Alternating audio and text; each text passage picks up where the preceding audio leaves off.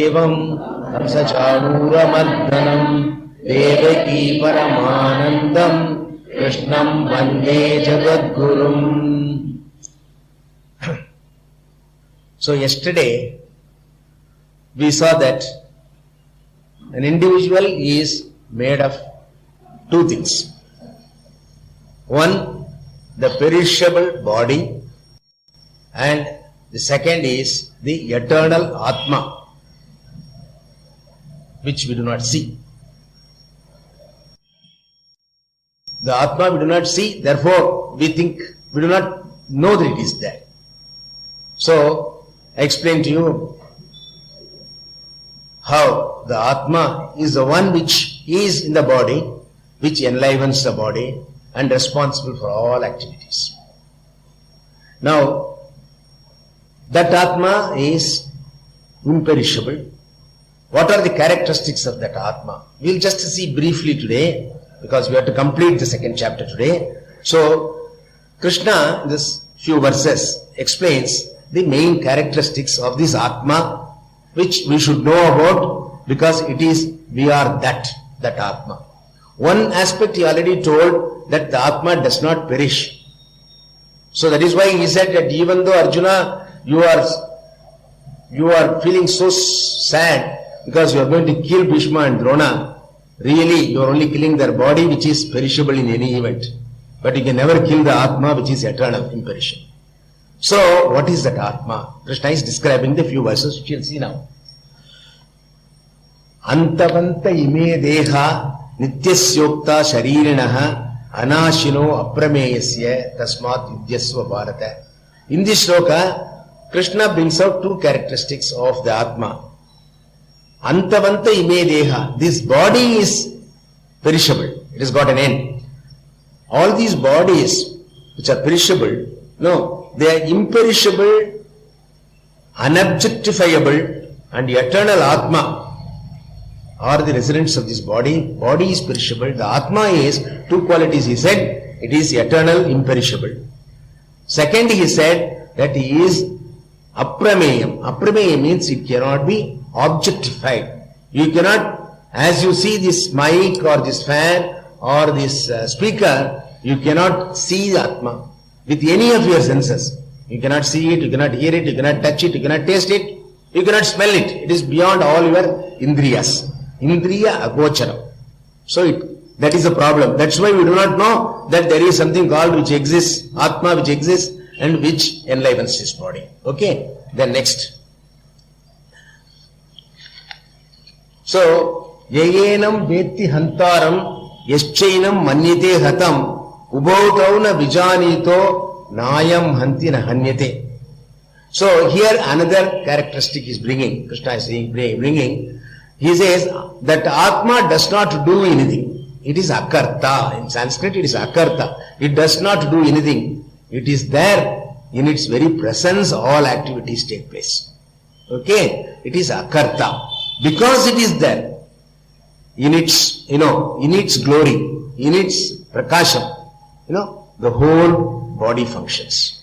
Right? So he gives an example to show that it is akarta. He goes to the extreme example of yayenam vetti hantaram. Whoever thinks that the Atma kills, or yaschainam manyate hatam, that the Atma is also killed, he is making a mistake. He is taking an extreme example of action. Atma does not do anything. It is akarta, it does not do anything. So that is the second quality of Atma. Now let's go to the third one.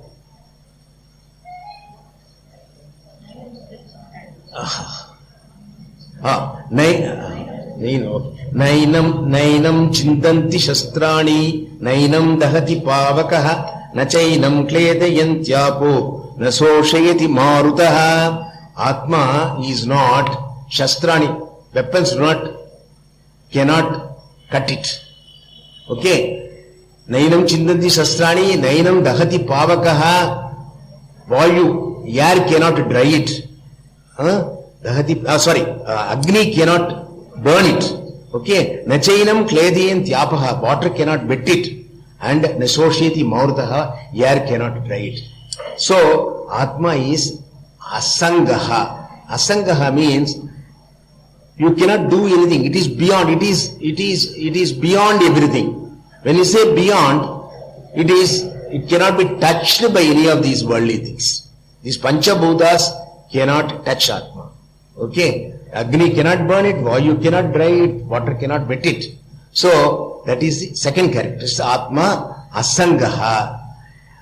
Next one. Achedyoyam adahyoyam akledya asoshiyevicha nitya sarvagadastanu achaloyam sanathanam. Here he says, same thing. Here the characteristic is bringing is achedyoyam. It cannot be cut. Okay. Adahyoyam. It cannot be burnt. Akledya asoshiyevicha. It cannot be wetted. It cannot be dried. Same idea is bringing in here. That is what it is, isn't it? Okay. So, Nitya, the other characteristic is bringing is Nitya, it has already been said, it is eternal. Sarvagata, all pervasive. There is no place where the Atma is not. Yesterday when I explained to you, I told you that Atma is here, it is there, and in between also it is there. That Chaitanya is there. But why is it not seen? Because there is no medium through which it can manifest itself. See, for example, electromagnetic waves are everywhere. But unless you have got a television or a radio, it cannot be manifested. Likewise, now, living being is required. We have got our, through a body it gets reflected. If it is not there, it is not reflected. That does not mean it is not there. So it is all pervasive. Okay? That is sarvagata. Okay? And again, it is asanga, what we saw. It cannot be touched. It is not available for the Panchabhutas to come in contact with that. Beyond that. Okay? Next.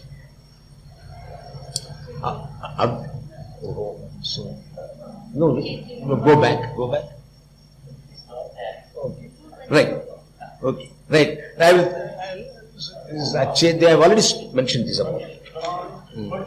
Okay. 24th was over. Okay. 25th is there? It's not there. Okay. I will explain that. Avyaktoyam achintyoyam avikaryoyam uchyate tasmadevam viditvenam nanushochitum arhasi. Avyaktoyam, it cannot be seen. Avyakta means seen, it cannot be seen. Achintyoyam, it cannot be thought of. Yatha vacho nivartante aprapya manasa saha. That is what the Upanishad says. It cannot be thought of. Avikaryoyam, it does not change. There is no change for that. Change in the sense that, see, for example, we all have got changes. In the sense, at one time we were young, then become middle-aged, then old. Okay, there are 6 changes which Shastra talks of. Asti, jayate, vardate, viparinamate, apakshiyate, vinashyate.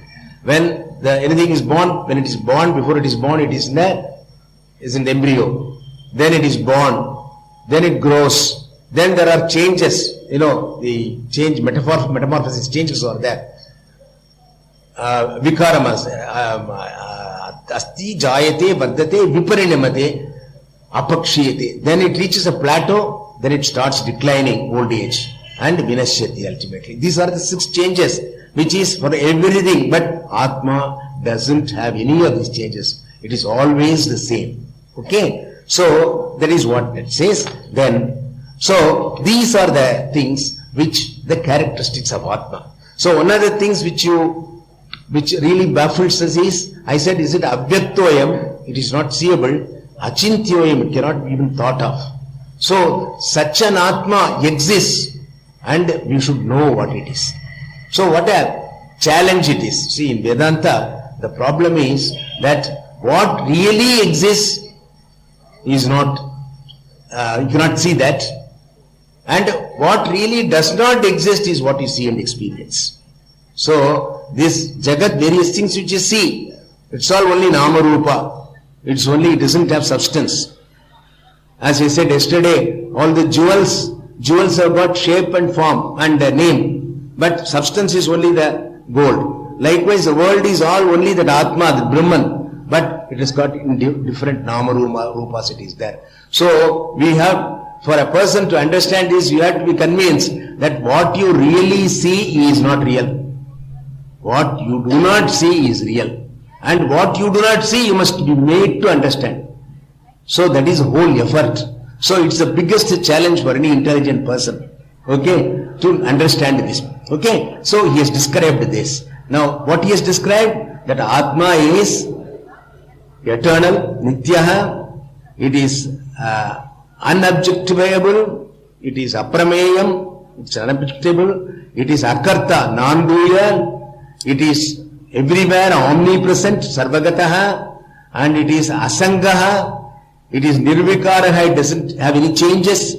So this Atma, how do I recognize it? How do you understand that? Okay. Yesha sarveshu bhudeshu gudatmana prakashate drishyade tvakriya buddhya sukshmaya sukshmadarshibhi. That is what the Kathopanishad says. This, not that it cannot be, even though it is said achintyayam, yato vacho nivartante, Veda itself says it is difficult. It is beyond mind, it is beyond the instruments of knowledge.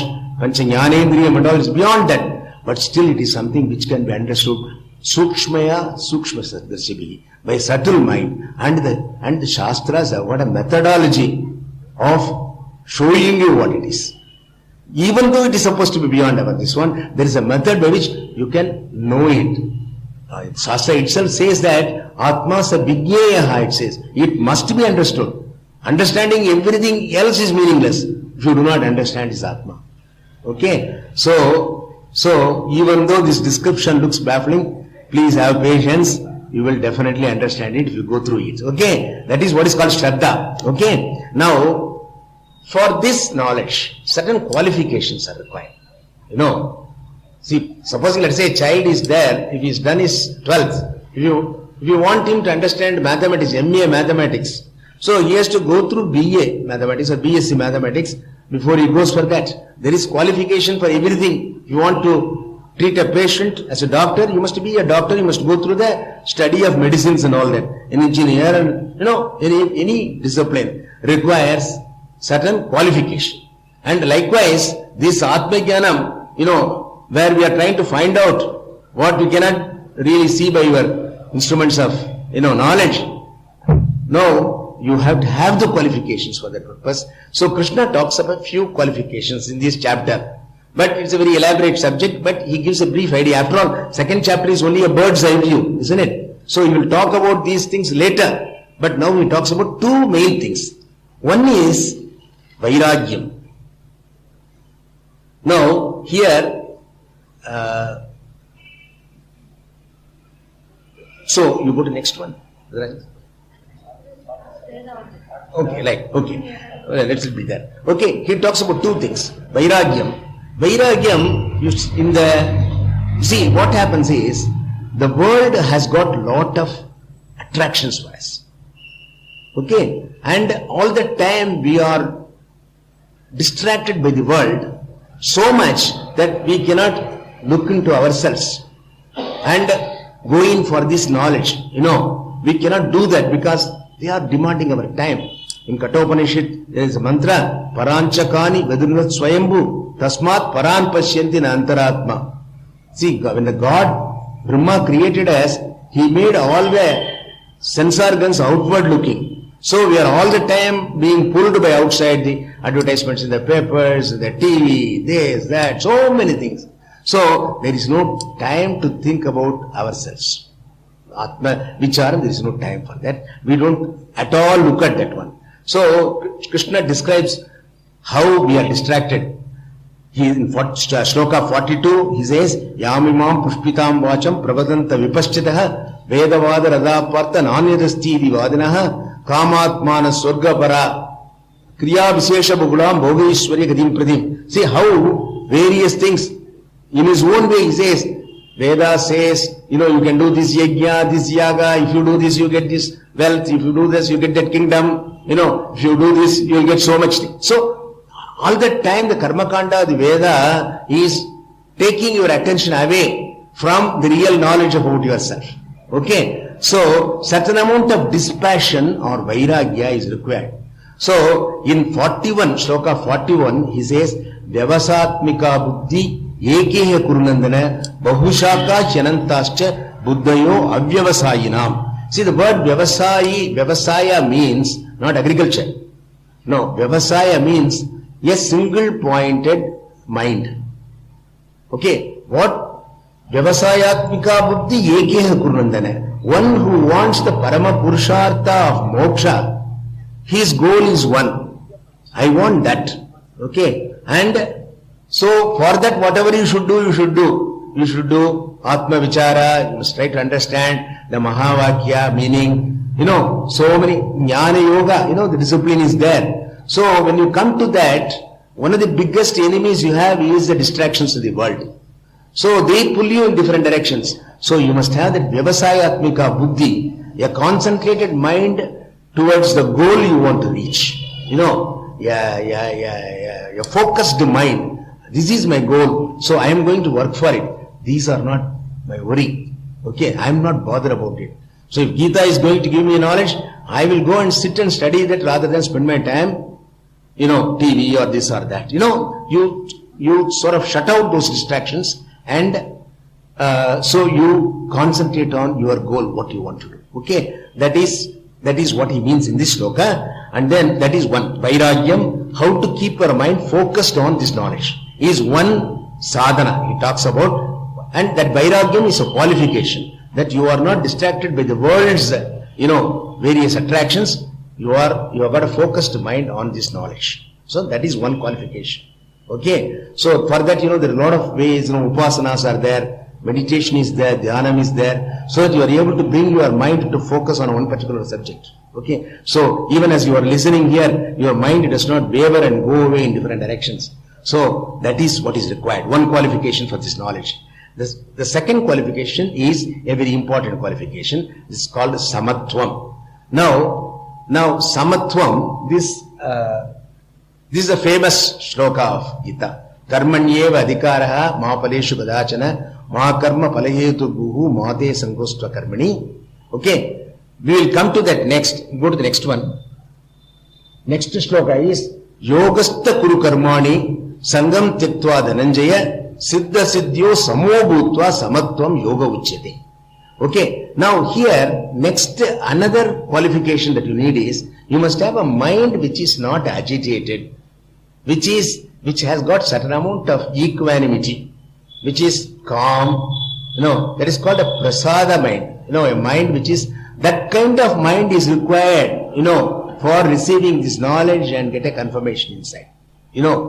I told you this knowledge is something which looks so difficult. That is, you are going to deny the reality of what you see and you are going to accept the reality of something which you do not see.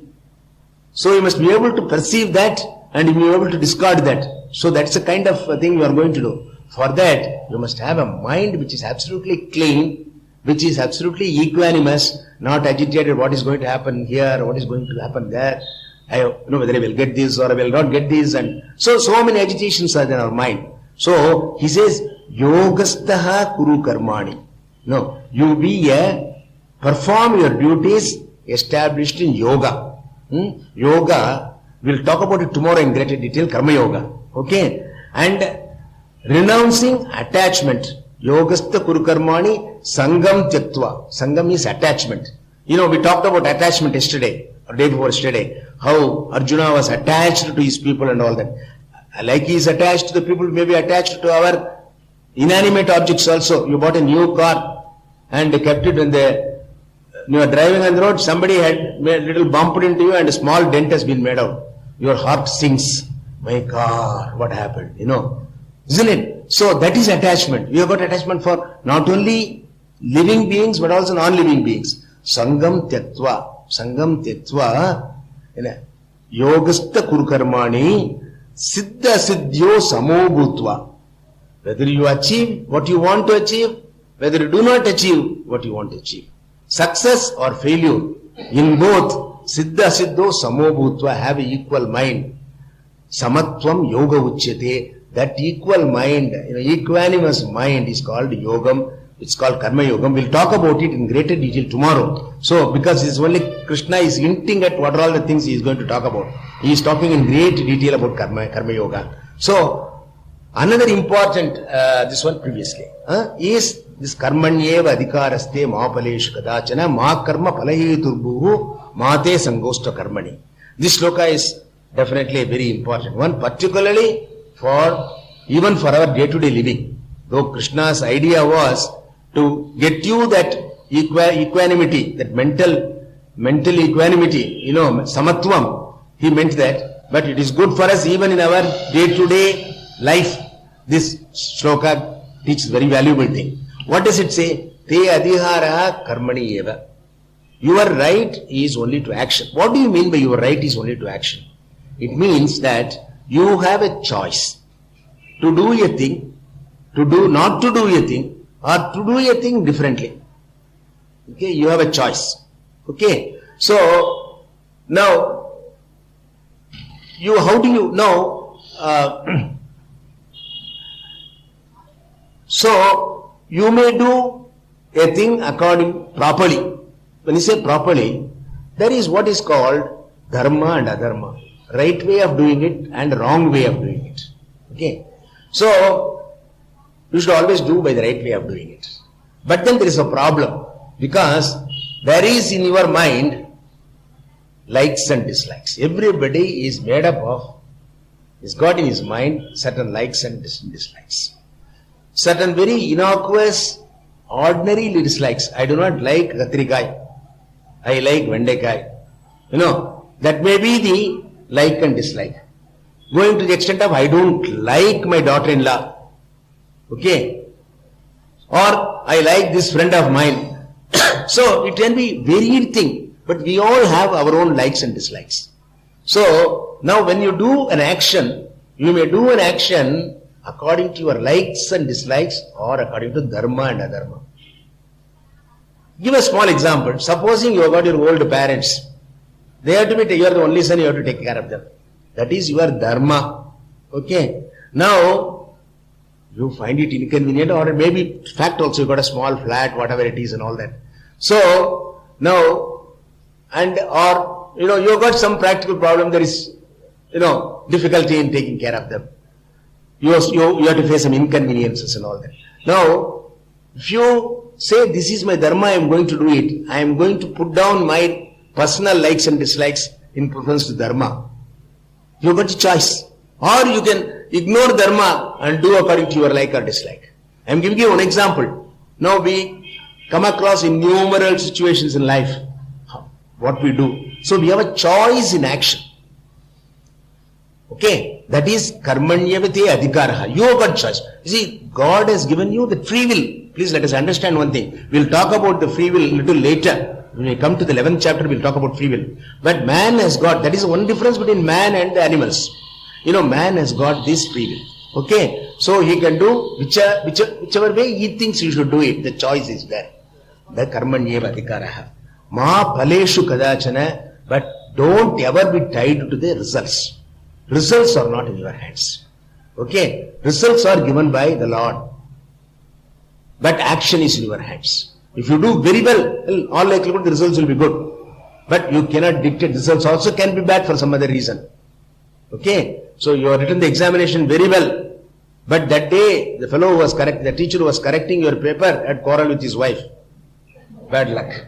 Okay. Good. You see, it's not in your hands what happens. So, ma paleshu kadachana, ma karma palahetuhu. Don't think that you are the person who dictates the result. You are not. You only have the right to action. You got choice in that. Okay. So, alright, knowing that I don't control the results, why should I act? Let me keep quiet. That is also bad. Mate sangostu akarmani. Don't attach yourself to inaction. You keep on doing what you should do. Okay. Don't worry about the results. If you do like this, particularly when you are not attached to the results, you are prepared to accept the results as it comes. We'll talk about it in greater detail later. I'm only probably overstepped my time, but on this particular subject. Anyway, we'll talk more about it later. So then you will have that samatva buddhi. You will have the qualification for this knowledge. So Krishna has given the qualifications also. So what is Atma? What are the characteristics of Atma? And then what is the qualification required to understand that Atma? Now what happens is, Arjuna has listened to Krishna about Atma. So he is quite inspired by that. And he has also listened to the sadhana also. And then he wants to know, alright, by knowing this Atma, if I become a jnani, okay, and if I am, not only I become a jnani, I also am established in that knowledge. I am a sthita prajna. Okay, sthita prajna. How will that look like? How will a jnani, a sthita prajna, look like? He wants to know. He wants a picture of the sthita prajna. You know, here one thing you must understand.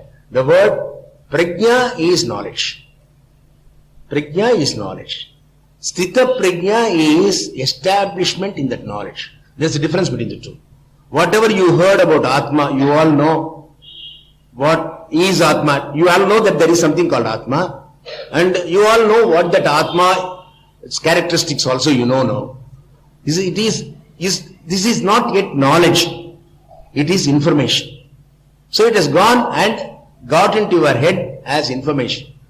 Now, this information, what does it mean? It means there is something called Atma, which is imperishable, which is eternal, and I am that Atma, okay, and I am not this perishable body. This is what this knowledge is teaching you. Now, as I say this, you understand this. You know this now. But this is only information. At this point in time, it is information. Now, this has to become sthita prajna. This prajna, this knowledge has to become sthita prajna. How does it become sthita prajna? Now, you have to go through the process of nididhyasana, as they say, meditation, and allow that to become a stuff of your existence. It must go inside, not only should remain there, but it should mix with your personality everywhere. All the cells of your body must be able to say, I am not this body, I am the Atma. So for that, you have to accept it, you have to internalize it, you have to actualize it. So there is a process. Krishna is going to talk about it later. It's only giving an indication. By using the word sthita prajna, now how to become from a prajna to sthita prajna is going to talk about it. But Arjuna wants to know how a sthita prajna looks like.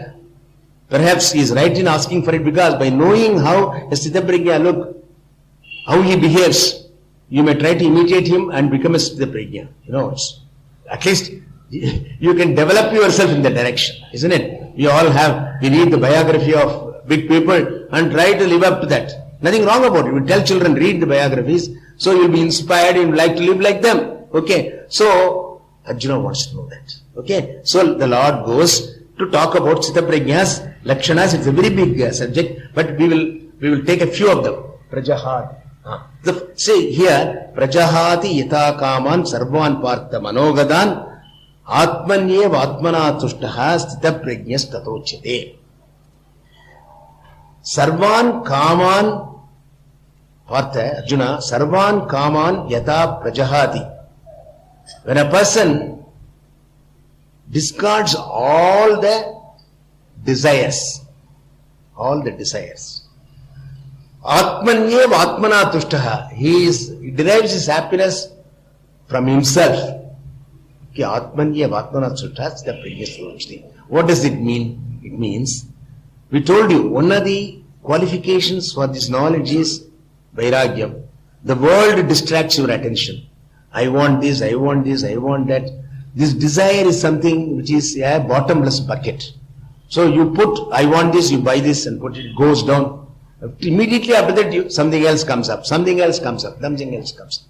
It's an unending job. Okay. Now, as long as your mind is devoted to fulfilling all these desires demanded by the external world, you are not going to progress spiritually.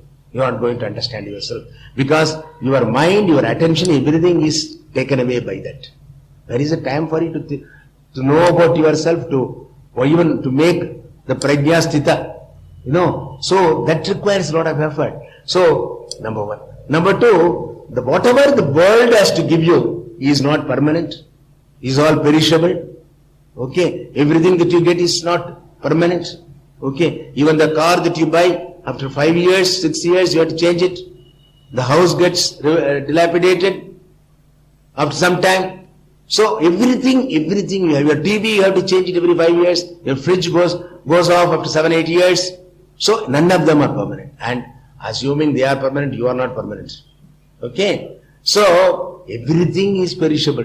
Okay, so you should understand that, and why waste your time on a perishable thing? And the Atma is imperishable, and if you can own up that imperishable Atma, you are not bothered about the perishable world. Okay, so you must understand the truth of these things. And then, yes, the Prajna is one, he knows that what the world has got to offer is not a permanent happiness, comes and goes. You all see that happiness comes and goes. You know, even if you want to see a movie, you go and sit there 2 hours, 3 hours, afterwards you have to come back. You have a nice dish which you like, you start, you eat it, finish it, it's over. And even if you have 3-4 times the same thing, you yourself will get fed up and say, I don't want anything more, any more time. You see, isn't it? So, these worldly objects do not give me lasting satisfaction. So, I am not interested in them. That is Vairagya. That is not forcing yourself to say, no, I should not have it because so-and-so said that, Lord Krishna said that, or so-and-so said that. It's not that. You should understand this, the truth behind it, and understand it has no value for me. So, I am not interested in it. Vairagyam does not mean that you avoid thing, you become, it is not virakti. It is, if it is there, yes, it is there, I will have it. Supposing somebody comes and gives you a plate of badam halwa which you like, no, I have got vairagyam for, I don't want to take it.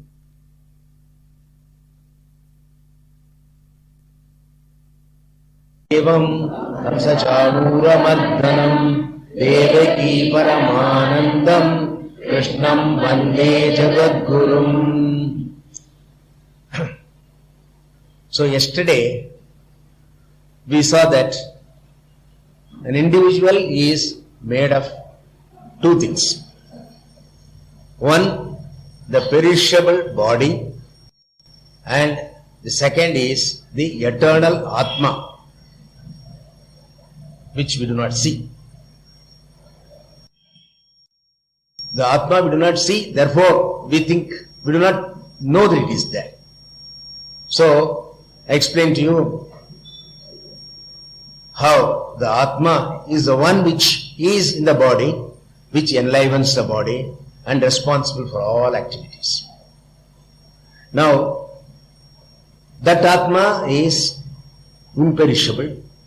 What are the characteristics of that Atma? We will just see briefly today, because we have to complete the 2nd chapter today. So, Krishna in this few verses explains the main characteristics of this Atma, which we should know about, because it is, we are that Atma.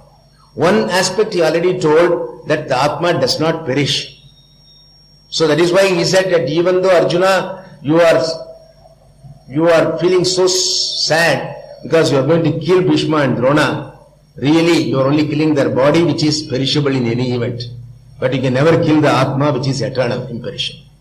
So, what is that Atma? Krishna is describing the few verses which you will see now. Antavanta ime deha nityasyokta sharirinaha anashino aprameyasya tasmat yudyasva bharata. In this shloka, Krishna brings out 2 characteristics of the Atma. Antavanta ime deha. This body is perishable. It has got an end. All these bodies which are perishable, no, they are imperishable, unobjectifiable, and eternal Atma are the residents of this body. Body is perishable. The Atma is 2 qualities. He said it is eternal, imperishable. Second, he said that he is aprameyam. Aprameyam means it cannot be objectified. You cannot, as you see this mic or this fan or this speaker, you cannot see the Atma with any of your senses. You cannot see it, you cannot hear it, you cannot touch it, you cannot taste it, you cannot smell it. It is beyond all your indriyas. Indriya agocharam.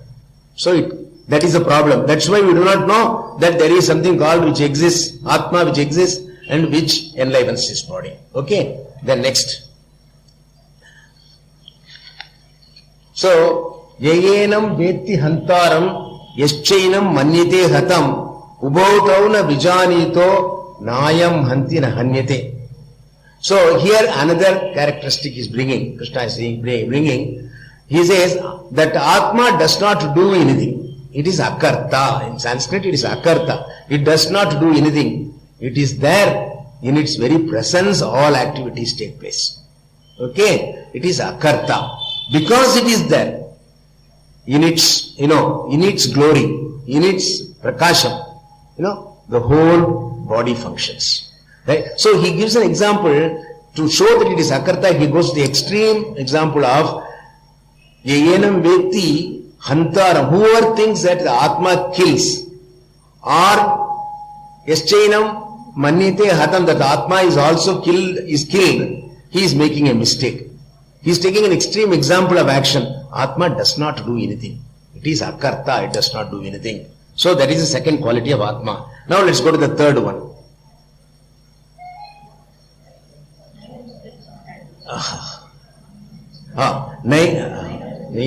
Nainam chintanti shastrani, nainam dahati pavakaha, nachainam kledayantyapo, nasoshayati marutaha. Atma is not shastrani. Weapons cannot cut it. Okay. Nainam chintanti shastrani, nainam dahati pavakaha. Vayu, air cannot dry it. Agni cannot burn it. Okay. Nachainam klediyam tyapaha. Water cannot wet it. And nasosheti maurtaha. Air cannot dry it. So, Atma is asangaha. Asangaha means you cannot do anything. It is beyond. It is beyond everything. When you say beyond, it cannot be touched by any of these worldly things. These Panchabhutas cannot touch Atma. Okay? Agni cannot burn it, Vayu cannot dry it, water cannot wet it. So, that is the second characteristic. Atma asangaha. Next one. Achedyoyam adahyoyam akledya asoshiyevicha nitya sarvagadastanu achaloyam sanathanam. Here he says, same thing. Here the characteristics is bringing is achedyoyam, it cannot be cut. Okay. Adahyoyam, it cannot be burnt. Akledya asoshiyevicha, it cannot be wetted, it cannot be dried. Same idea is bringing in here. That is what it is, isn't it? Okay. So, Nitya, the other characteristic is bringing is Nitya, it has already been said, it is eternal. Sarvagata, all pervasive. There is no place where the Atma is not. Yesterday when I explained to you, I told you that Atma is here, it is there, and in between also it is there. That Chaitanya is there. But why is it not seen? Because there is no medium through which it can manifest itself. See, for example, electromagnetic waves are everywhere. But unless you have got a television or a radio, it cannot be manifested. Likewise, now, living being is required. We have got our, through a body it gets reflected. If it is not there, it is not reflected. That does not mean it is not there. So it is all pervasive. Okay? That is sarvagata. Okay? And again, it is asanga, what we saw. It cannot be touched. It is not available for the Panchabhutas to come in contact with that. Beyond that. Okay? Next.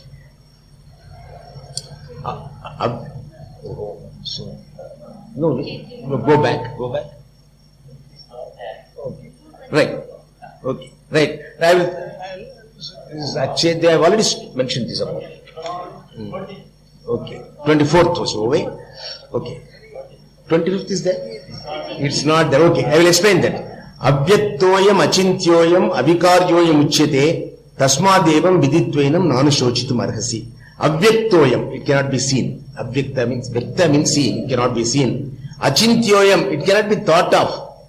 Yatha vacho nivartante aprapya manasa saha. That is what the Upanishad says. It cannot be thought of.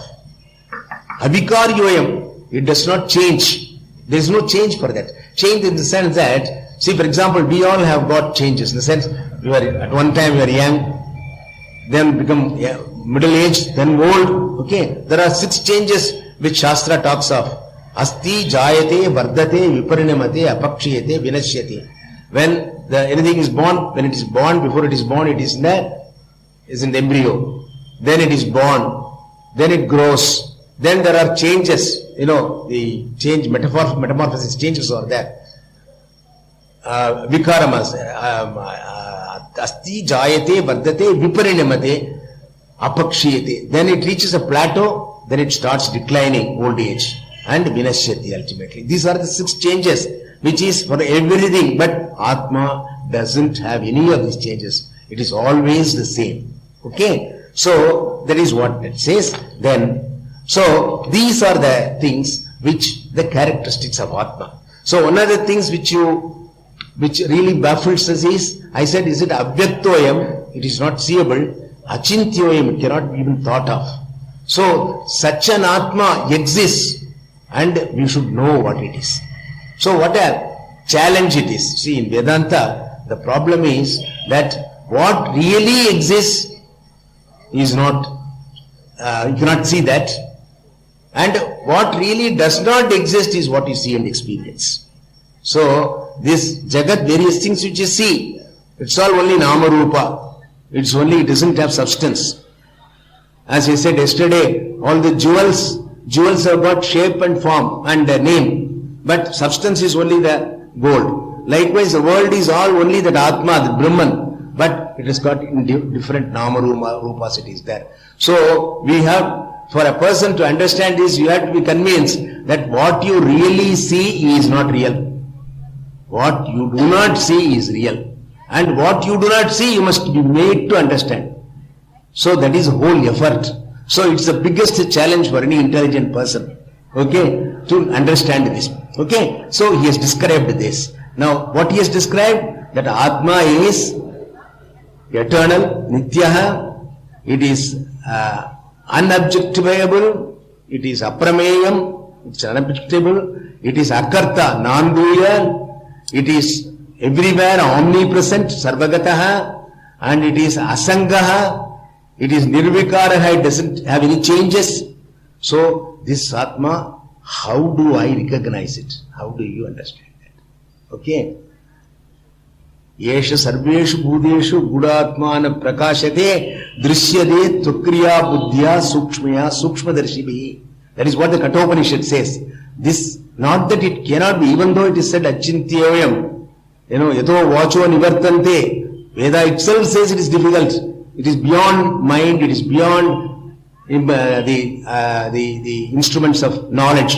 Panchajnanendriyam and all is beyond that. But still it is something which can be understood. Sukshmaya sukshmadarshibhi, by subtle mind. And the Shastras have got a methodology of showing you what it is. Even though it is supposed to be beyond our this one, there is a method by which you can know it. Shastra itself says that Atma savijñeyaha, it says. It must be understood. Understanding everything else is meaningless if you do not understand his Atma. Okay? So even though this description looks baffling, please have patience. You will definitely understand it if you go through it. Okay? That is what is called Shraddha. Okay? Now, for this knowledge, certain qualifications are required. See, supposing let's say a child is there, if he's done his 12th, if you want him to understand mathematics, MA mathematics, so he has to go through BA mathematics or BSc mathematics before he goes for that. There is qualification for everything. If you want to treat a patient as a doctor, you must be a doctor, you must go through the study of medicines and all that. An engineer and, any discipline requires certain qualification. And likewise, this Atma Jnanam, where we are trying to find out what we cannot really see by your instruments of, knowledge. No, you have to have the qualifications for that purpose. So Krishna talks about few qualifications in this chapter. But it's a very elaborate subject, but he gives a brief idea. After all, second chapter is only a bird's eye view, isn't it? So he will talk about these things later. But now he talks about two main things. One is Vairagyam. Now, here, so you go to next one. Okay, let's be there. Okay, he talks about two things. Vairagyam. Vairagyam, see what happens is, the world has got lot of attractions for us. Okay, and all the time we are distracted by the world so much that we cannot look into ourselves and go in for this knowledge. We cannot do that because they are demanding our time. In Kathopanishad, there is a mantra, Paranchakani Vedunat Swayambhu, Tasmat Paran Pashyanti na Antaratma. See, when the God, Brahma created us, he made all the sense organs outward looking. So we are all the time being pulled by outside, the advertisements in the papers, the TV, this, that, so many things. So there is no time to think about ourselves. Atma Vicharam, there is no time for that. We don't at all look at that one. So Krishna describes how we are distracted. He in Shloka 42, he says, Yamimam Pushpitam Vacham Pravadanta Vipaschitaha Vedavada Radhapartha Nanyadasti Divadinaha Kamatmana Swarga Para Kriya Vishesha Bhugulam Bhogeshwari Gadim Pradim. See how various things in his own way he says, Veda says, you can do this yajna, this yaga, if you do this you get this wealth, if you do this you get that kingdom, if you do this you will get so much. So all that time the Karma Kanda, the Veda is taking your attention away from the real knowledge about yourself. Okay? So certain amount of dispassion or vairagya is required. So in 41, Shloka 41, he says, Vyavasatmika buddhi Ekehe Kurunandana Bahushaka Chanantascha Buddhayo Avyavasayinam. See, the word Vyavasaya means not agriculture. No, Vyavasaya means a single pointed mind. Okay, what? Vyavasayatmika buddhi Ekehe Kurunandana. One who wants the Parama Purushartha of moksha, his goal is one. I want that. Okay, and so for that whatever you should do, you should do. You should do Atma Vichara, you must try to understand the Mahavakya meaning, so many Jnana Yoga, the discipline is there. So when you come to that, one of the biggest enemies you have is the distractions of the world. So they pull you in different directions. So you must have that Vyavasayatmika Buddhi, a concentrated mind towards the goal you want to reach. A focused mind. This is my goal, so I am going to work for it. These are not my worry. Okay, I am not bothered about it. So if Gita is going to give me knowledge, I will go and sit and study that rather than spend my time, TV or this or that. You sort of shut out those distractions and so you concentrate on your goal, what you want to do. Okay, that is what he means in this shloka. And then that is one, Vairagyam, how to keep your mind focused on this knowledge, is one sadhana he talks about. And that Vairagyam is a qualification, that you are not distracted by the world's, various attractions. You have got a focused mind on this knowledge. So that is one qualification. Okay. So for that, there are a lot of ways, upasanas are there, meditation is there, dhyanam is there, so that you are able to bring your mind to focus on one particular subject. Okay. So even as you are listening here, your mind does not waver and go away in different directions.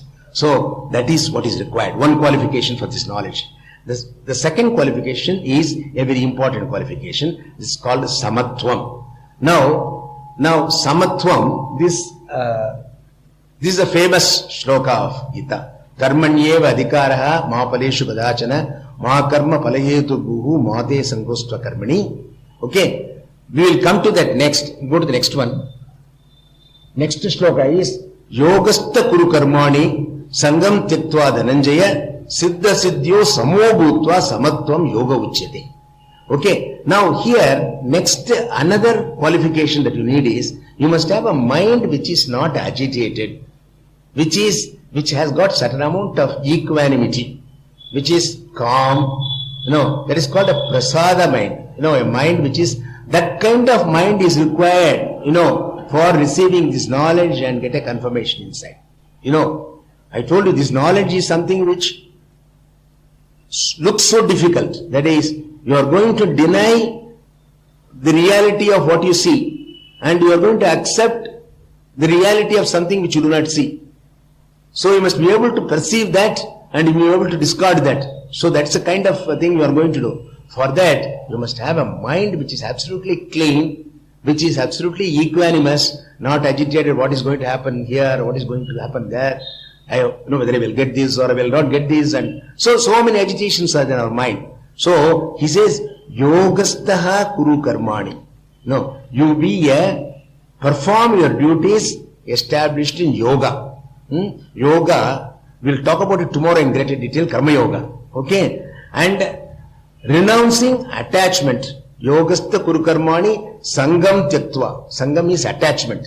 We talked about attachment yesterday, or day before yesterday, how Arjuna was attached to his people and all that.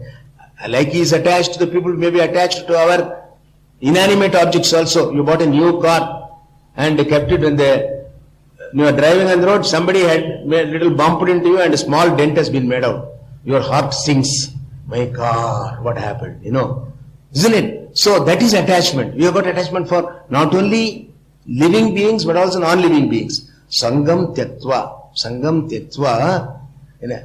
Yogastha kurukarmani siddha siddhyo samobhutva.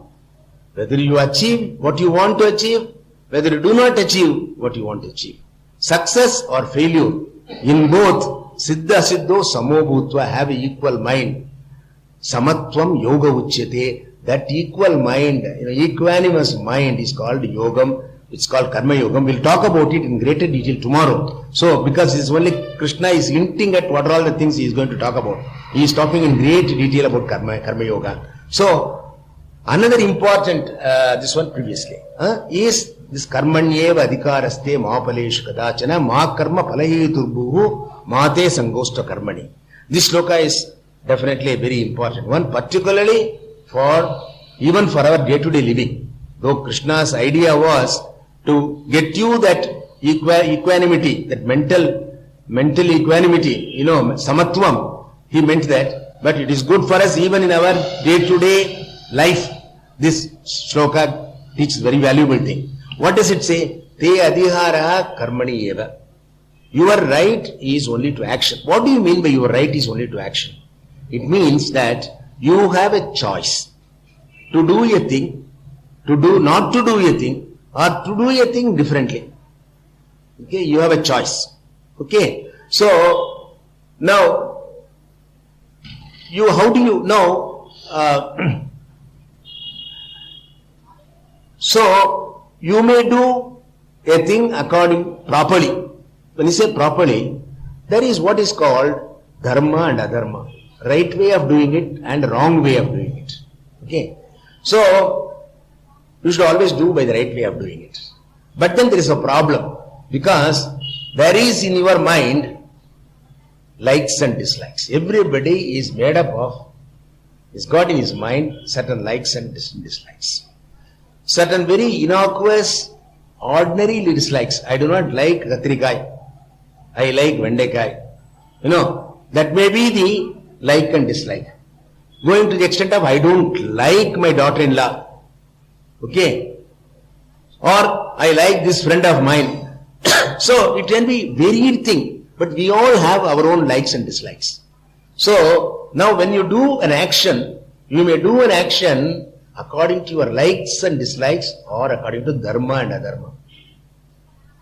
Give a small example. Supposing you have got your old parents. They have to be, you are the only son, you have to take care of them. That is your dharma. Okay. Now, you find it inconvenient or maybe fact also you got a small flat, whatever it is and all that. So, now, you have got some practical problem, there is, difficulty in taking care of them. You have to face some inconveniences and all that. Now, if you say this is my dharma, I am going to do it. I am going to put down my personal likes and dislikes in preference to dharma. You got a choice. Or you can ignore dharma and do according to your like or dislike. I am giving you one example. Now we come across innumerable situations in life. What we do. So we have a choice in action. Okay. That is karmanyavate adhikaraha. You have got choice. You see, God has given you the free will. Please let us understand one thing. We'll talk about the free will a little later. When we come to the 11th chapter, we'll talk about free will. But man has got, that is one difference between man and the animals. Man has got this free will. Okay? So he can do whichever way he thinks he should do it. The choice is there. The karmanyeva adhikaraha.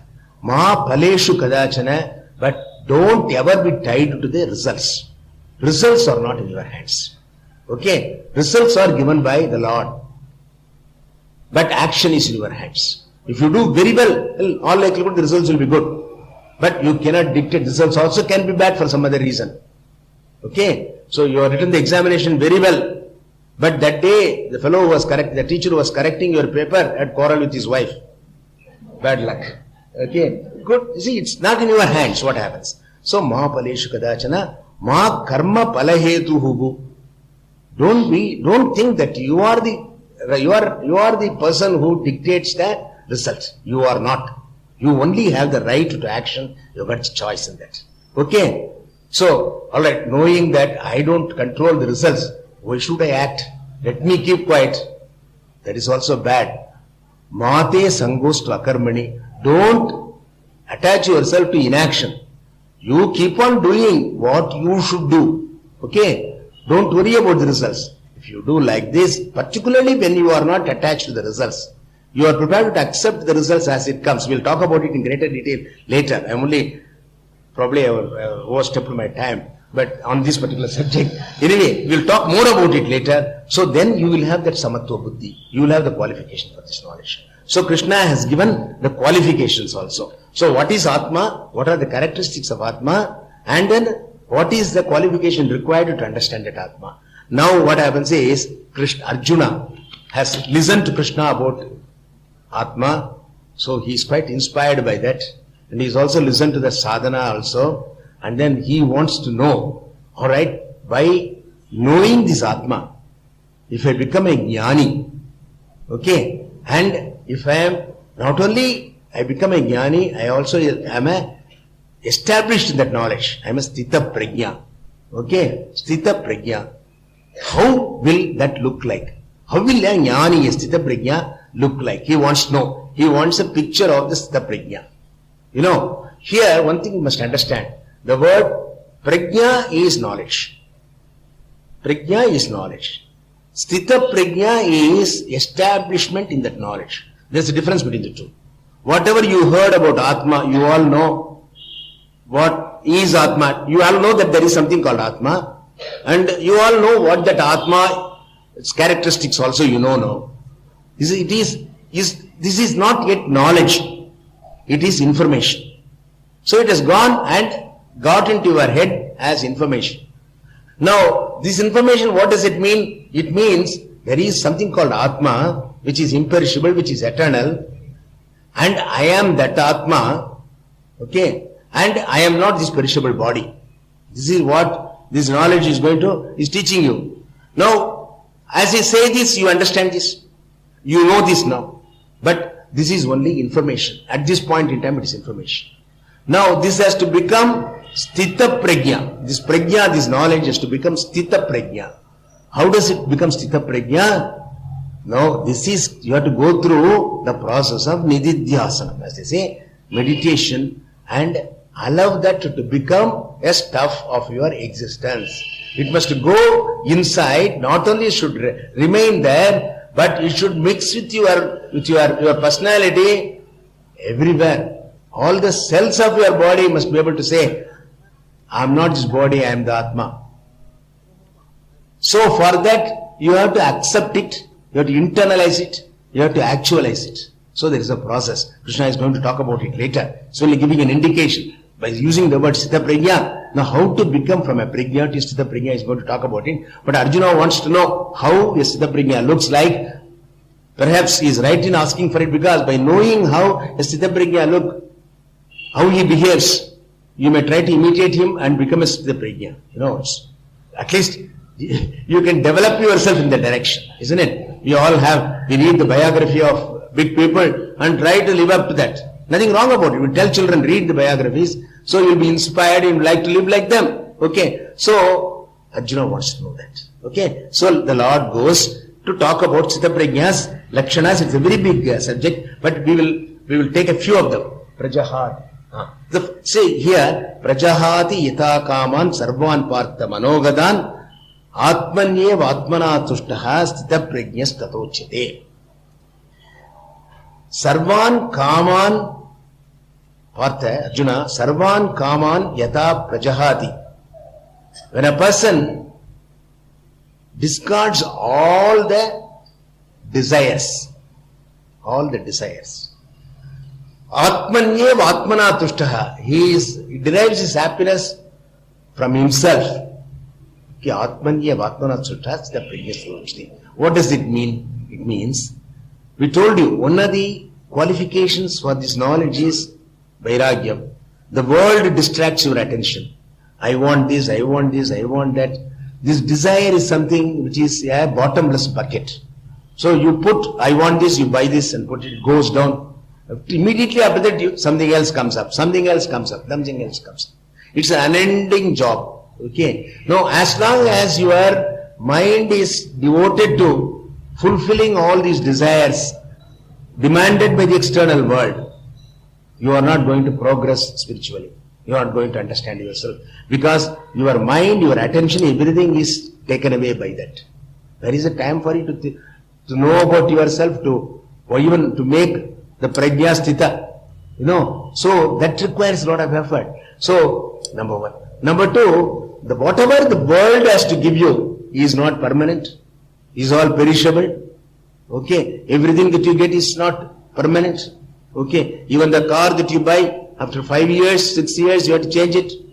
The house gets dilapidated after some time. So everything, you have your TV, you have to change it every 5 years. Your fridge goes off after 7, 8 years. So none of them are permanent. And assuming they are permanent, you are not permanent. Okay, so everything is perishable. Okay, so you should understand that. And why waste your time on a perishable thing? And the Atma is imperishable, and if you can own up that imperishable Atma, you are not bothered about the perishable world. Okay, so you must understand the truth of these things. And then, yes, the Prajna is one, he knows that what the world has got to offer is not a permanent happiness, comes and goes. You all see that happiness comes and goes.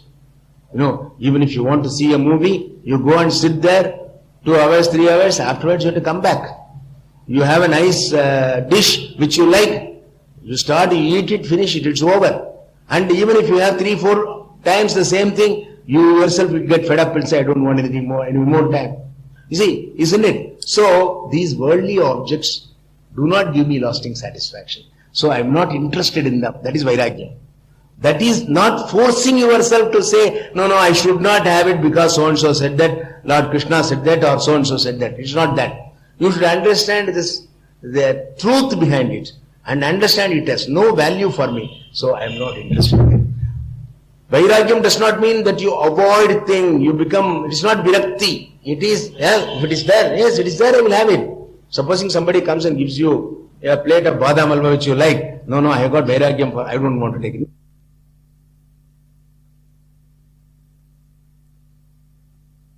Anudvignamana, am I right? Dukkeshu anudvignamanaha, sukheshu vigadaspruhaha, vita raga bhaya krodhaha stitadihi muniruchyate. Okay, here, how does dukkeshu anudvignamanaha? In a situation of sorrow, he is not overwhelmed. He is not down and under.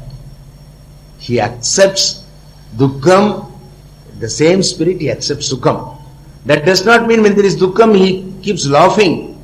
Or when there is sukham, he keeps crying. He no doubt dukkham is there, but his mind is not agitated. It will come, it will go agama, payino, anityaha. Any experience that comes in this world, Krishna talks about it earlier in the 2nd chapter. Anything that comes, goes. If happiness comes, that also goes. Sorrow comes, that also goes. Something dear and near one is gone. How long one grieves over that? One day, 1 month, 1 year. Afterwards, life becomes normal. Okay. So, he knows that. Okay. So, these are all the things, number one. Number two, he also knows these are all due to prarabdham. It is not unique to me. Everybody has a phase when there is sorrow, when there is happiness. But human weakness is, when I have a problem, I look at other people who have no problem. Say, God, why is he happy? You are making me unhappy. Well, there may be a time when you will be happy and he may be unhappy. It's all a cyclical thing. So it's according to individual's prarabdha. He enjoys or suffers. So he has that objectivity about it. He does not think, he does not sync with himself that, oh, self-pity, it has come to me. No, it doesn't happen. Dukkeshu anadvignama. Equally so, Sukeshu vigata spruha. It doesn't jump up when something good happens. Okay? He enjoys it. Not that he enjoys it, but he is not overpowered by Sukham or Dukkham. So he maintains that equanimity. You see, that is the training for the equanimous mind, which you talked about, Samatvam, helps him to maintain that attitude. Vita raga bhaya krodha. Vita raga. Raga is attachment. We talked about the attachment of Arjuna to Bhishma and Drona. We have got our own attachments to our own Bhishmas and Dronas. Everybody has got his own attachment. Okay, so he doesn't have that kind of attachment. You love. Love is different from attachment. But attachment is dependence. Without that, I am gone. Love is not that. Love is giving. Okay, you do not expect, receive anything, but you give it voluntarily. Like a mother's love for the child. Okay, so Vita Raga, he doesn't have that kind of attachment. Bhaya, he's a fearless person. Fearless person does not mean he is going to go unnecessarily and fight with people. But he is not worried. What will happen if somebody does this? What will happen if somebody does this? What will happen if I don't get it? What will happen? No, that kind of fear is not there. Because he says, Karmanya Vadikara. He trained himself, Karma Yoga. I have done what best I can do under this situation, in accordance with my dharma. Whatever is the result, I am prepared to accept it. If it is going to be a shouting from my boss, even though I have done my job, okay.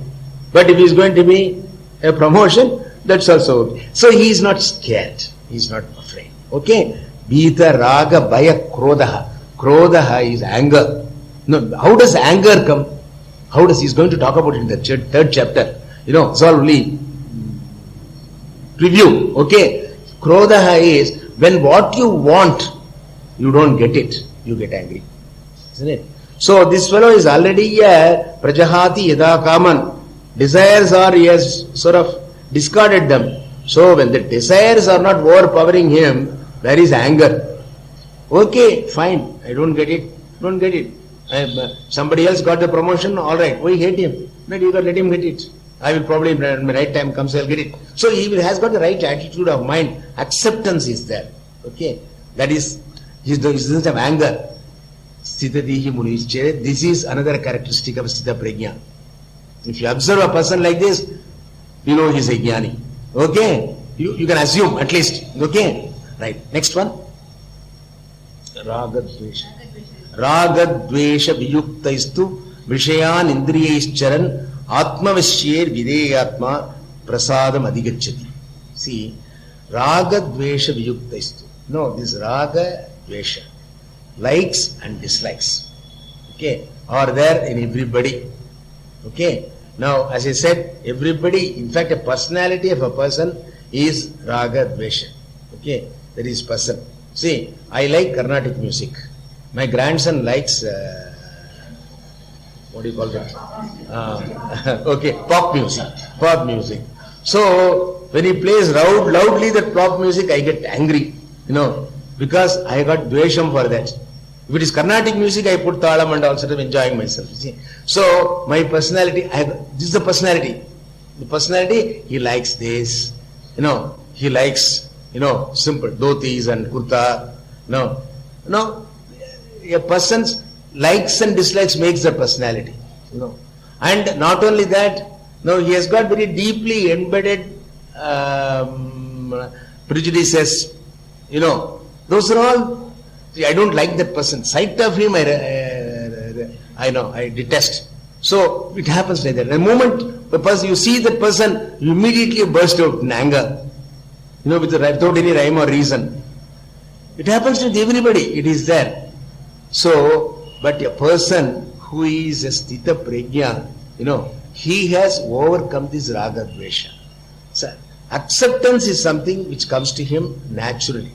See, one thing, when we talk about this sthita prajna, we must understand that by virtue of his imbibing this knowledge that I am that imperishable Atma, okay, and not this perishable body.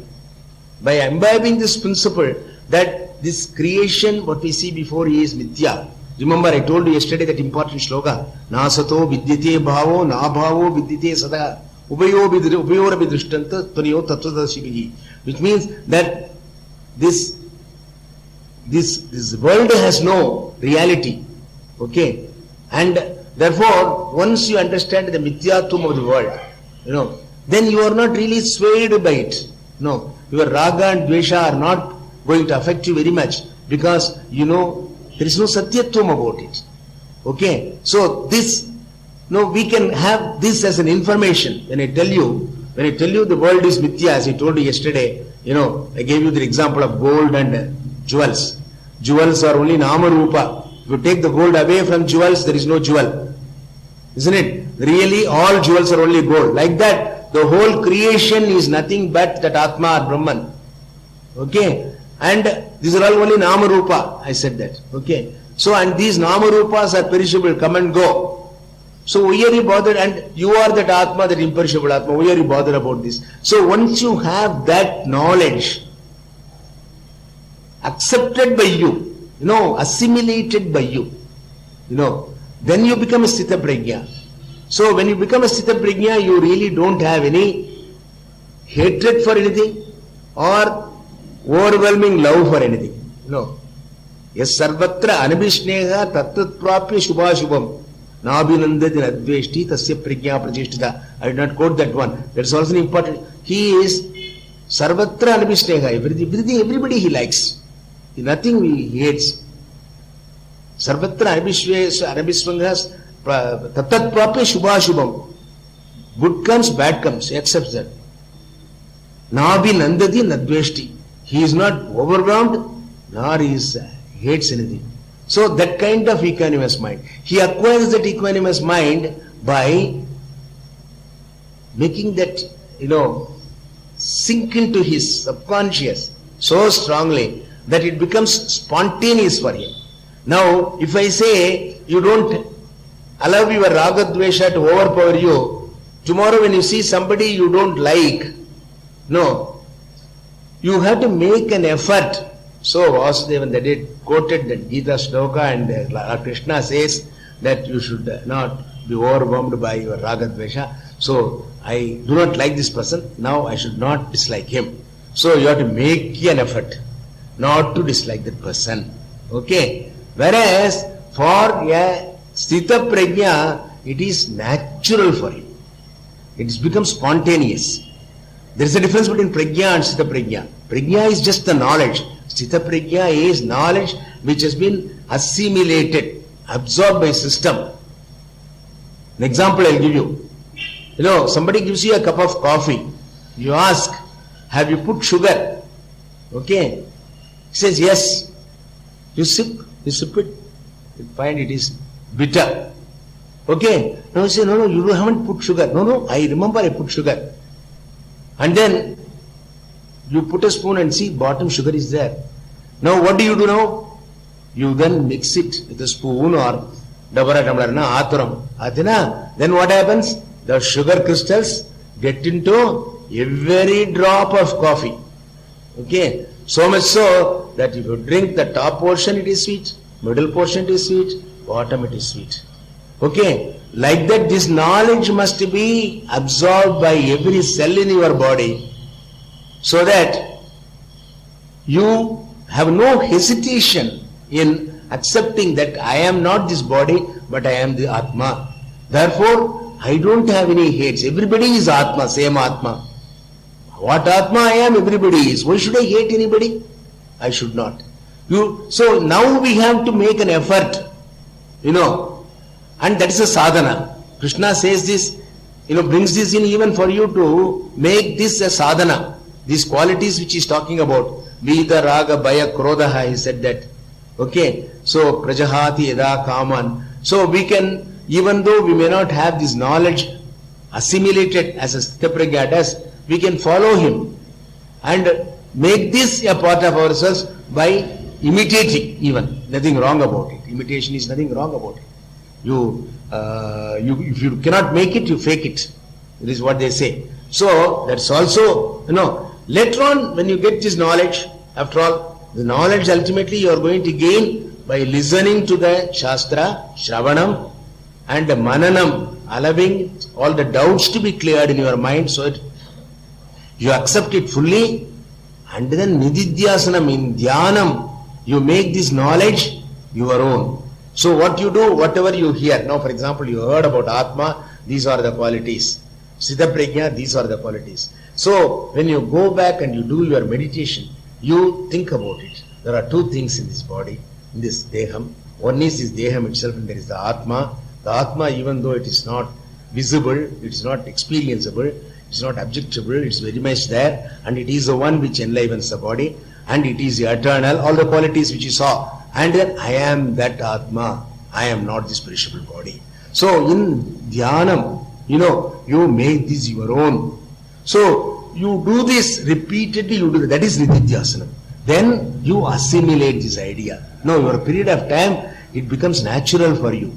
Now what will happen is, not that it is going to happen one day suddenly and a blue flash or things like that, nothing now. You keep on doing this, you will yourself find slowly you are less and less angry, you are less and less upset, with small things.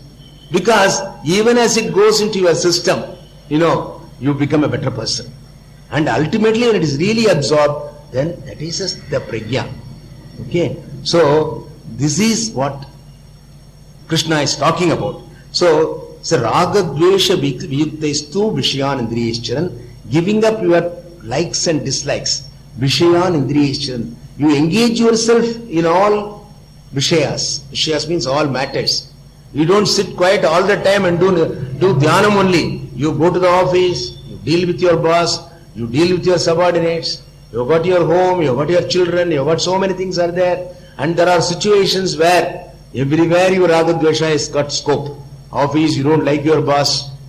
Okay. And so how can you give up that dvesha? How can you handle that situation? Or employee misbehaves, how do you handle the situation? Or children give enormous amount of troubles for you. Different, they do not study, they play, they do not tell. They go, when they go and when they come back, they are not disciplined. So you have a lot of problems. So how to maintain that equanimous mind all the time? So your raga dvesha must be under control. Okay. So this knowledge helps you, and you more and more you contemplate nididhyasana, that is what you see. You absorb these values and you ultimately they become part of you. Okay. So raga dvesha viktahi tu vishayan indriyeschan atmavashye. Atmavashye means self-control. Has got control over himself. Atmavashye videyatma, a person who has got that control. Again, videyatma means one who is absolutely in control of himself. Videyatma prasadam adhigacchati. Prasadam here does not mean puliyodare or something. Prasadam here means a tranquil mind. Such a person who doesn't have, whose raga dvesha are under his control, such a person, when he is dealing with this, even though he may be handling all kinds of problems, still he has got a mind which is balanced, which is clear, and which is unagitated. No, that is the mind of a jnani. Okay. Now, having said that, Krishna is going to a beautiful last, not the last chapter, but two, I think. Apuryamanam achala pratishtam samudram apa pravishanti yadvate tadvate kaman pravishanti sarve kama pravishanti sarve sashanti mapnoti na kama kami. It's a beautiful, musical, and at the same time poetic and pregnant with meaning. He says, he compares a jnani. What does a jnani look like? He compares a jnani to the ocean. Apuryamanam achala pratishtam. This ocean is full. Okay. Though the waves are there on top, deep down inside it is absolutely calm. Apuryamanam achala pratishtam samudram apa pravishanti yadvate. You see what happens in the ocean? All the rivers go and deliver their waters into the ocean. No. When there has been very heavy rains all over and there is a huge flow of water from on the rivers to the Samudram, does it overflow? Does it ever happen except during tsunami? No. Has there been any water coming out of this beach and flooding us? Because this year there has been too much of rain and the Ganges brought in so much of rain, Brahmaputra brought in so much of rain. Therefore, the level of Samudram has gone up. No. Or another year it has been absolutely dry and parched, no rains at all. Has the ocean dried up? It remains the same. It remains the same. It does not, water does not overflow when there is too much of rain or inflow of water. It doesn't get dried up when there is no water. Likewise, a jnani's mind, tadvate kama pravishanti sarve. Okay, yadvate tadvat kama pravishanti sarve. Sashanti mapnoti na kama kami. That is, for a jnani, desires means various kinds of things enter his mind. He also like us. Problems are there. There are good news. He has got a promotion or he has had a grandson or so many things that are good things that are happening. Doesn't make him jump. There is no overflow because a lot of happiness. He is still calm and same time enjoys. It doesn't mean he doesn't enjoy. Enjoys, but it doesn't overwhelm him. He maintains in equanimity. Yeah. And something sad happens, he does not go down also. Okay.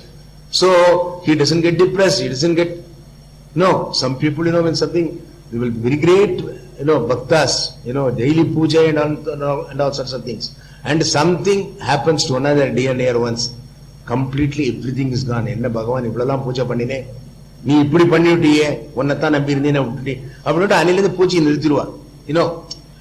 That is worst kind of this one. So what jnani, he maintains his equanimity.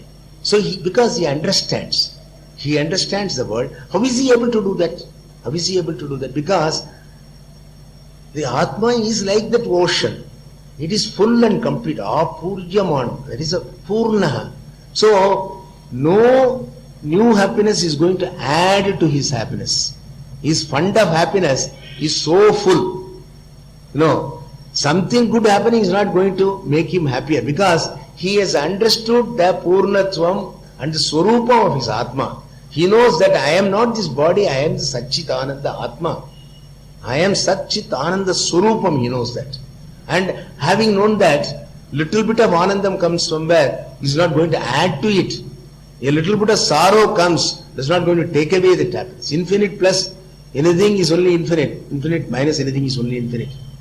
It doesn't, na vardate na kaniyat, doesn't increase nor reduce. So he knows that fullness of him.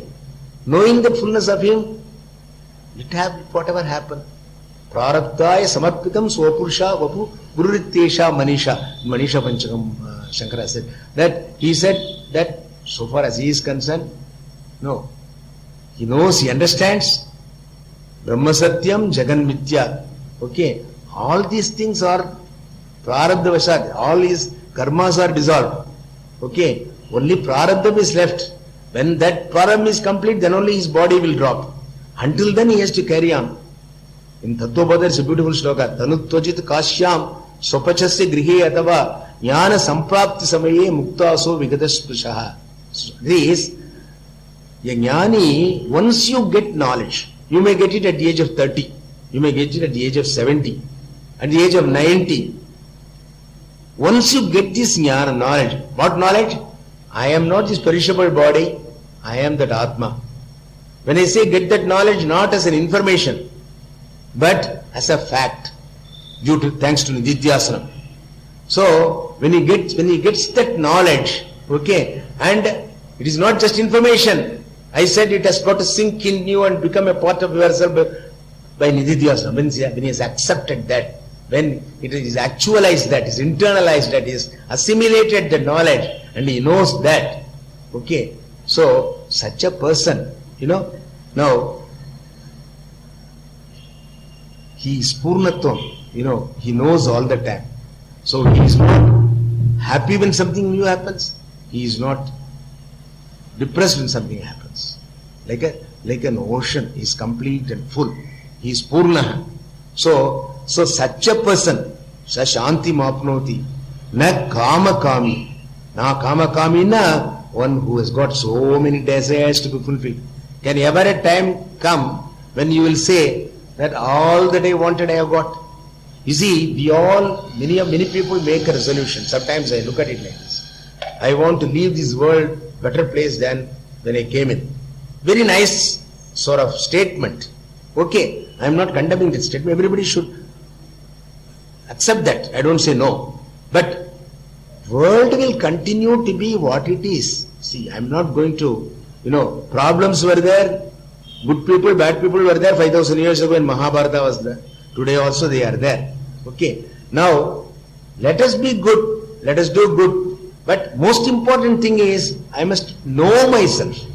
See, ultimate goal, even service, some people talk about, I am not interested in all this. I am a karma yogi. I only believe in doing good to the society. Okay. It is all right. Good to the society you do. Here also we say do that. You do it as karma yogam. But that karma yogam is for chitta suddhi and for jnanam. I told you, vyavasayatmika buddhi ekeha kurunandana. The goal is only one, jnanam and moksham. And everything that leads me to that, I want to do that.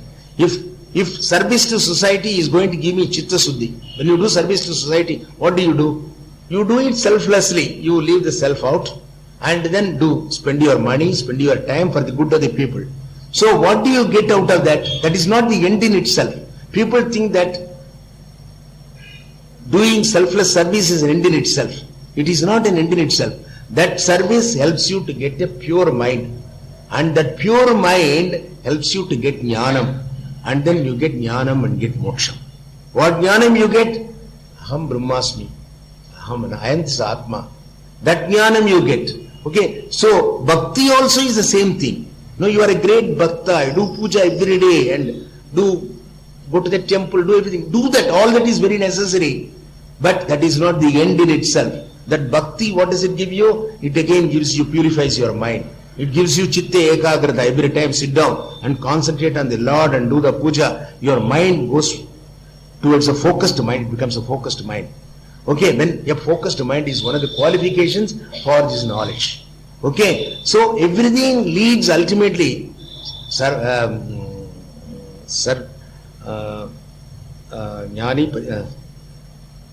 sarva karmani jnani parisamapyate. He is going to talk about it in the 4th chapter. All karmas, whether you do it society, service to society, whether you do the puja to the Lord, these all karmas, everything is a karma. All this karma ultimately leads you to knowledge. Okay, it gives you chitta suddhi and makes you understand the truth that I am full and complete. And when you understand and assimilate that I am that Purna Atma, then you are a Chitta Prajna. Okay, so Arjuna asked for this the definition of sense. So Krishna gave a beautiful this one of Chitta Prajna, and he completes this chapter. After this particular shloka, Apurjamana, the comparison with the ocean, which is full and complete and which cannot be increased by more flow of water or dried up by less flow of water. Similarly, a jnani is full and complete, and an added happiness is not going to make him happier, or inflow of sadness is not going to bring him sorrow. He is always full and complete. Then ultimately Krishna closes his chapter.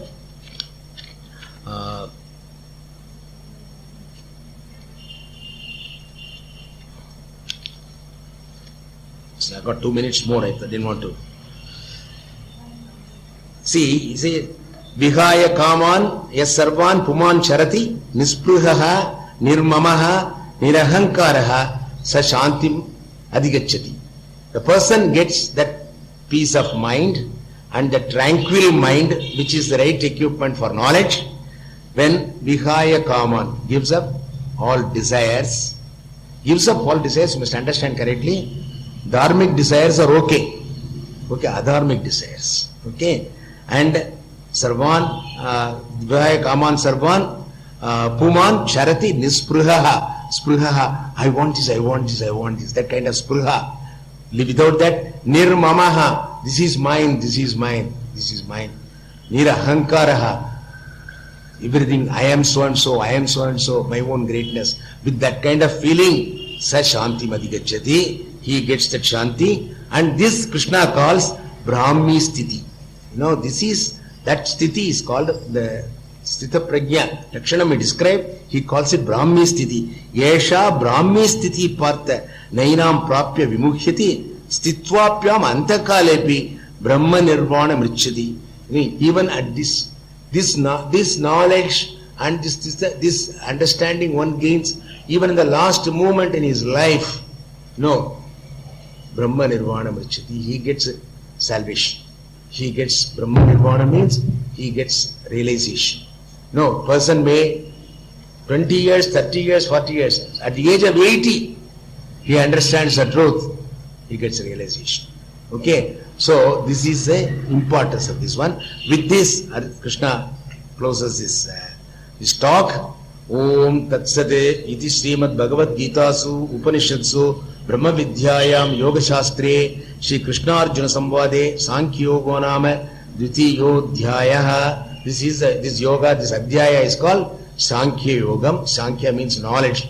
Yeah, that Sankhya, knowledge, chapter on knowledge. Okay, so in this chapter, Krishna has given an overall view of what he is going to talk about. He has talked about Atma Swarupam, what it is. Then he has talked about sadhana. He has talked about how, what are the sadhanas required for his knowledge. You know, Karma Yogam, and he has talked about Vairagyam and all that briefly. Then he answered about Sthita Prajna, which Arjuna wanted, what Sthita Prajna looks like. Now from next chapter onwards, we will go into details. For next chapter is going to cover Karma Yoga, is going to talk about it. So we'll do it tomorrow. Om Purnamada Purnamidam Purnat Purnamudachyate Purnasya Purnamadaya Purnameva Vasishyate. Om Shanti Shanti Shanti. Om Shri Gurubhyo Namaha. Hari Om.